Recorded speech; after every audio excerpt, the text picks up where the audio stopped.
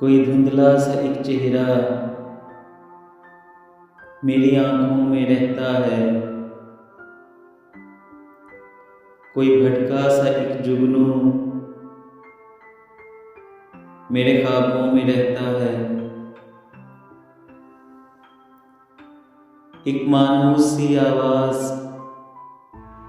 मुझे सोने नहीं देती, कोई उलझा सा एक जुमला मेरी यादों में रहता है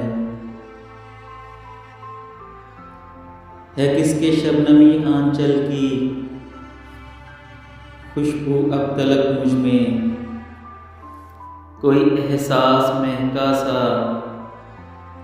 मेरी सांसों में रहता है। मुझे खुद पर नहीं काबू,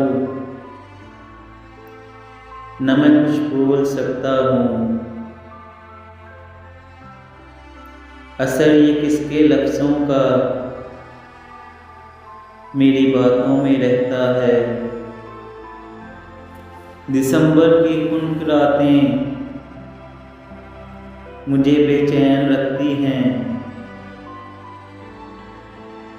लम्स एक हाथ का अब तक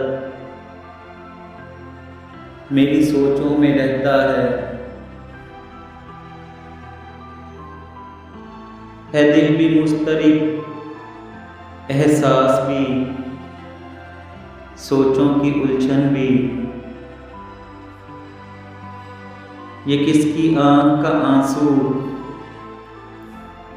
मेरी आंखों में रहता है।